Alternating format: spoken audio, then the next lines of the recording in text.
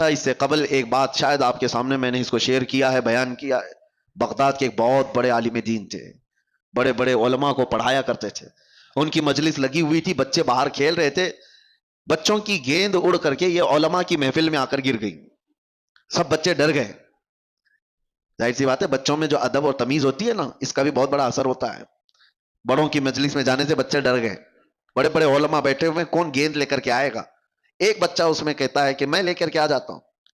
وہ بغیر خوف کیے ڈرے ہوئے سارے علماء کی گردنوں پر پھلانتے ہوئے ادھر ادھر پیر رکھتے ہوئے مجلس میں آیا اور بڑی بے حرمتی سے وہ گیند لے کر کے چلا گیا۔ وہ جو علماء کی مجلس تھی وہ چھوٹے عام لوگ نہیں تھے، وہ اولیاء وقت تھے۔ انہوں نے دیکھا اس بچے کو غور سے، وہ بچہ کوئی اور نہیں، جو استاد پڑھانے کے لیے بیٹھے ہوئے تھے ان کا ہی بیٹا تھا، جو سب سے بڑے عالم دین تھے ان کا بیٹا تھا۔ سب کی گردنیں جھک گئیں کہ اس بڑے گھر کا بچہ ایسی کیسی حرکت کر سکتا ہے۔ وہ جو بزرگ تھے وہ سر جھکا لیتے ہیں، کہتے ہیں اس کا قصور نہیں۔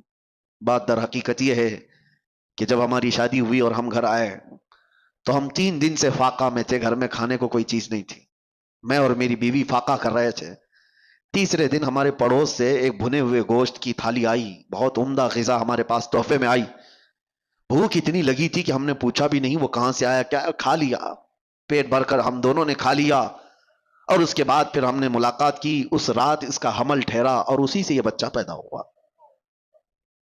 اور وہ بزرگ کہتے ہیں مجھے یہ لگتا ہے کہ وہ مشکوک کھانا تھا، یہ بھی نہیں پکا کہ حرام تھا، شک تھا، پتہ نہیں حلال ہے بھی کہ نہیں، میں نے پوچھا نہیں تھا، کھا لیا۔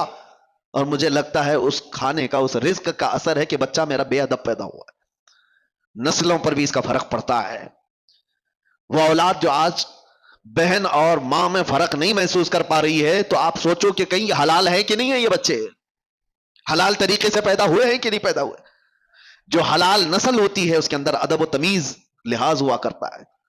بچوں کو پہلے ایسی پرکھا جاتا تھا، خاندان کون سا ہے یہ بھی بچوں کے اخلاق و آداب سے سمجھ میں آتا تھا، بچوں کے بولنے کے انداز سے سمجھ میں آتا تھا کہ خاندانی ہے یا نہیں ہے۔ آج وہ ساری چیزیں ختم ہو گئی، سارے کے سارے ویسے ہی ہیں۔ بات کرو تو گالی کے لہجے سے بات کرو، چھوٹے چھوٹے سے بچوں کو سنا ہے کہ ماں بہنوں کی گالیاں دیتے ہیں۔ یہ کہاں سے ان کے اندر یہ چیزیں آئیں؟ ماں باپ سے میں کہتا ہوں آپ بھی اپنے رزق کا تھوڑا احتساب کرو، جائزہ لو کہ حلال طریقے سے کھا کر بچے پیدا کیے یا پھر اسی طرح حرام رزق پر۔ اور اگر حرام رزق سے ہی یہ نسل آئی ہے تو ہمارے لیے بڑا چیلنج ہے، بہت بڑا چیلنج ہے۔ یہاں جہاں سے ان برائیوں کی شروعات ہو رہی ہے وہاں جا کر کے ہمیں اصلاح کی ضرورت ہے، اس لیے میں یہ گفتگو کر رہا ہوں۔